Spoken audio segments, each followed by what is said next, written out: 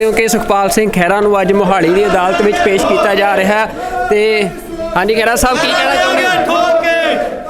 ਕੂੜ ਨੁਖਟੇ ਨਾਨਕਾ ਉੜਕ ਸੱਚ ਰਹੇ, ਸੱਚ ਦੀ ਜਿੱਤ ਹੋਵੇਗੀ, ਬਾਕੀ ਸਭ ਫਰਾਡ ਹੈ। ਤੁਹਾਡੇ ਨਾਲ ਜੋ ਵਿਤਕਰਾ ਕੀਤਾ ਗਿਆ, ਧੱਕੇਸ਼ਾਹੀ ਕੀਤੀ ਗਈ, ਜੇਲ੍ਹ 'ਚ ਤੁਸੀਂ ਭੁੱਖ ਹੜਤਾਲ ਤੇ ਵੀ ਗਏ, ਕੀ ਕਹਿਣਾ ਚਾਹੁੰਦੇ ਹੋ? ਦੇਖੋ ਵਿਤਕਰਾ ਜਿਹੜਾ ਹੈ, ਸਰਕਾਰਾਂ ਜਿਹੜੇ ਬੰਦੇ ਜਾਨ ਰੱਖਦੇ ਨੇ, ਦੁਸ਼ਮਣ ਵੀ ਉਹਦੇ ਸਿਆਸੀ ਹੁੰਦੇ ਨੇ ਜਿਹੜੇ ਆਦਮੀ 'ਚ ਜਾਨ ਆ, ਜਿਹੜਾ ਮੁਰਦਾ ਵਾ ਉਹਦਾ ਕੋਈ ਦੁਸ਼ਮਣ ਨਹੀਂਗਾ। ਸੋ ਇਸ ਕਰਕੇ ਮੈਨੂੰ ਫਖਰ ਆ ਕਿ ਮੈਂ ਆਪਣੇ ਸੂਬੇ ਦੇ ਲੋਕਾਂ ਲਈ ਲੜਦਾ, ਕਿਸਾਨਾਂ ਲਈ, ਔਰ ਹਰ ਗੱਲ ਬੇਇਨਸਾਫੀ ਦੀ ਮੈਂ ਡਟ ਕੇ ਲੜਾਈ ਲੜੀ ਆ।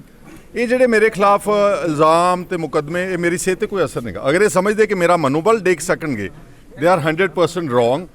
ਅਸੀਂ ਅਲਟੀਮੇਟ ਜਿਹੜੀ ਜਿੱਤ ਹੈ ਨਾ, ਉਹ ਸੱਚ ਦੀ ਹੋਵੇਗੀ। ਇਹ ਜਿਹੜੀ ਸ਼ਰਾਰਤ ਰਚੀ ਗਈ ਨਾ ਮੇਰੇ ਖਿਲਾਫ, ਮੈਂ ਸਹੀ ਸਮੇਂ ਤੇ ਆਣ ਕੇ ਉਹਦਾ ਪਰਦਾਫਾਸ਼ ਕਰੂੰਗਾ। ਇਹ ਪੋਲੀਟੀਕਲ ਕਨਸਪੀਰੇਸੀ ਹੋਈ ਆ। ਬੀਜੇਪੀ ਤਾਂ ਮੇਰੇ ਖਿਲਾਫ ਸੀਗੀ। ਸਾਡੇ ਆਸਤੀਨ ਦੇ ਸਾਂਪ, ਸਾਡੇ ਆਪਣੀ ਕਾਂਗਰਸ ਦੀ ਬੁੱਕਲ ਵਿੱਚ ਬਹਿ ਕੇ ਜਿਹੜਾ ਮੇਰੇ ਖਿਲਾਫ ਕਰ ਰਹੇ ਨੇ, ਆਉਣ ਵਾਲੇ ਸਮੇਂ ਤੇ ਮੈਂ ਉਹਨਾਂ ਨੂੰ ਬੇਨਕਾਬ ਕਰੂੰਗਾ ਔਰ ਮੇਰੀ ਲੜਾਈ ਸੱਚ ਦੇ ਵਾਸਤੇ ਜਾਰੀ ਰਹੇਗੀ। ਔਰ ਮੈਂ ਜਿੱਦਾਂ ਪਹਿਲਾਂ ਕਿਹਾ ਕਿ ਕੂੜ ਨੁਖਟੇ ਨਾਨਕਾ ਉੜਕ ਸੱਚ ਰਹੇ। Truth can be suppressed, it cannot be overpowered. I will fight to the last breath of mine. I will continue to fight for justice in this country. I will continue to fight any kind of oppression. ਜਿਤਨਾ ਚਾਹੇ ਉਹ ਲੱਖ ਮੈਨੂੰ ਵਿਕਟਮਾਈਜ਼ ਕਰ ਲੈਣ, ਮੇਰਾ ਮਨੋਬਲ ਵਾਹਿਗੁਰੂ ਦੀ ਕਿਰਪਾ ਦੇ ਨਾਲ 100% ਬੁਲੰਦ ਹੈ।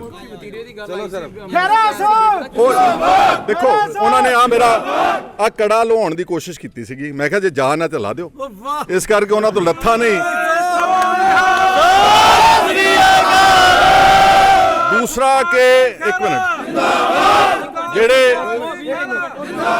ਜਿਹੜੇ ਗਰਾਊਂਡਸ ਆਫ ਅਰੈਸਟ ਲੈ ਨਾ ਸਾਨੂੰ ਦਿੱਤੇ ਨਹੀਂਗੇ ਕਿਸੇ ਨੇ ਅੱਜ ਤੱਕ, ਸਿਰਫ ਦਿਖਾਏ ਨੇ। ਤੁਸੀਂ ਦੇਖੋ ਕਿੱਡੀ ਗੈਰ ਕਾਨੂੰਨੀ ਗੱਲ ਹੈਗੀ ਆ ਕਿ ਤੁਹਾਨੂੰ ਗ੍ਰਿਫਤਾਰ ਕਰ ਰਹੇ ਨੇ, ਤੁਹਾਨੂੰ ਦੱਸ ਵੀ ਨਹੀਂ ਰਹੇ ਕਦ ਲਈ ਗ੍ਰਿਫਤਾਰ ਕੀਤਾ ਜਾ ਰਿਹਾ। ਮੇਰੇ ਵਕੀਲ ਕੋ ਕੋਈ ਜਿਹੜੀ ECIR ਰਜਿਸਟਰ ਕੀਤੀ ਆ ED ਨੇ, ਉਹਦੀ ਕਾਪੀ ਨਹੀਂ ਦਿੱਤੀ, ਗਰਾਊਂਡਸ ਆਫ ਅਰੈਸਟ ਨਹੀਂ ਦਿੱਤੇ, ਸਿਰਫ ਪੜ੍ਹਾਏ। ਉਹਦੇ 'ਚ ਇੱਕ ਗੱਲ ਮੈਨੂੰ ਨਜ਼ਰ ਆ ਰਹੀ ਸੀਗੀ ਕਿ ਜੀ ਇੱਕ ਮਿੰਟ ਮੇਰੇ ਖਿਲਾਫ ਆ ਰਹੀ ਸੀ ਜੀ ਕਿ ਜੀ ਇਹਨਾਂ ਨੇ ਆਮ ਆਦਮੀ ਪਾਰਟੀ ਦੇ ਨਾਮ ਤੇ ਬਾਹਰੋਂ ਪੈਸੇ ਇਕੱਠੇ ਕੀਤੇ। ਮੈਂ ਤੁਹਾਡੇ ਸਾਹਮਣੇ ਕਹਿ ਰਿਹਾ ਕਿ ਮੇਰਾ ਟੂਰ ਆਮ ਆਦਮੀ ਪਾਰਟੀ ਵੱਲੋਂ ਸਪਾਂਸਰਡ ਸੀਗਾ, ਉਹਨਾਂ ਦੀ ਆਰਗੇਨਾਈਜੇਸ਼ਨ ਨੇ ਸਪਾਂਸਰ ਕੀਤਾ। ਮੈਂ 16 ਸ਼ਹਿਰਾਂ ਦਾ ਟੂਰ ਕੀਤਾ, ਉਹਦੇ ਪੋਸਟਰ ਜਾਰੀ ਕੀਤੇ। ਉਹਨਾਂ ਦੇ ਆਮ ਆਦਮੀ ਪਾਰਟੀ ਆਫੀਸ਼ੀਅਲ ਜਿਹੜਾ ਪੇਜ ਆ USA ਦਾ, ਉਹਦੇ ਵੈਰੀਫਾਈਡ 1.5 ਲੱਖ ਫੋਲੋਅਰਸ ਆ, ਉਹਦੇ ਤੇ ਮੇਰੇ ਪੋਸਟਰ ਸ਼ੇਅਰ ਕੀਤੇ, ਟੇਬਲ ਲੱਗਦੇ ਸੀ, ਉਹਨਾਂ ਦੇ ਵੋਲੰਟੀਅਰ ਪੈਸੇ ਇਕੱਠੇ ਕਰਦੇ ਸੀਗੇ।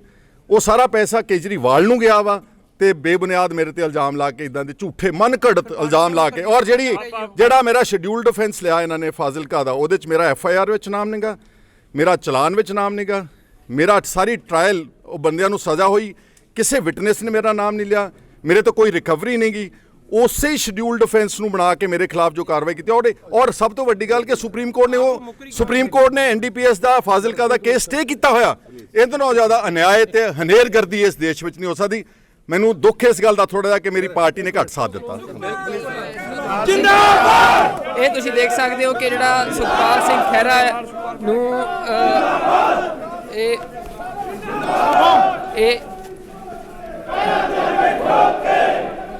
ਇਹ ਤੁਸੀਂ ਦੇਖ ਸਕਦੇ ਹੋ ਕਿ ਸੁਖਪਾਲ ਸਿੰਘ ਖਹਿਰਾ ਨੂੰ ਹੁਣ ਅਦਾਲਤ ਦੇ ਵਿੱਚ ਪੇਸ਼ ਕਰਨ ਲਈ ਲਿਜਾਇਆ ਜਾ ਰਿਹਾ ਹੈ। ਤੇ ਸੁਖਪਾਲ ਸਿੰਘ ਖਹਿਰਾ ਨੇ ਇਹ ਗੱਲ ਕਹੀ ਹੈ ਕਿ ਉਹਨਾਂ ਨੂੰ ਇੱਕ ਕਨਸਪੀਰੇਸੀ ਦੇ ਵਿੱਚ ਇਸ ਕੇਸ ਦੇ ਵਿੱਚ ਫਸਾਇਆ ਜਾ ਰਿਹਾ ਹੈ।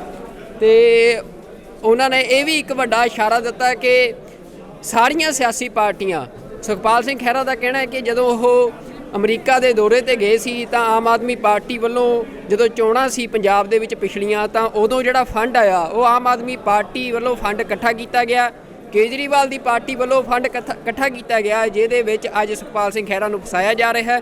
ਤੇ ਉਸ ਤੋਂ ਇਲਾਵਾ ਉਹਨਾਂ ਨੇ ਇਹ ਵੀ ਕਿਹਾ ਕਿ ਜਿਹੜੇ ਕਾਂਗਰਸ ਦੇ ਵਿੱਚ ਆਸਤੀਨ ਦੇ ਸੱਪ, ਉਹਨਾਂ ਨੇ ਕਿਹਾ ਕਿਉਂਕਿ ਪਿਛਲੇ ਸਮੇਂ ਦੇ ਵਿੱਚ ਸੁਖਪਾਲ ਸਿੰਘ ਖਹਿਰਾ ਕਾਂਗਰਸ ਪਾਰਟੀ 'ਚ ਸ਼ਾਮਲ ਹੋ ਗਈ ਸੀ।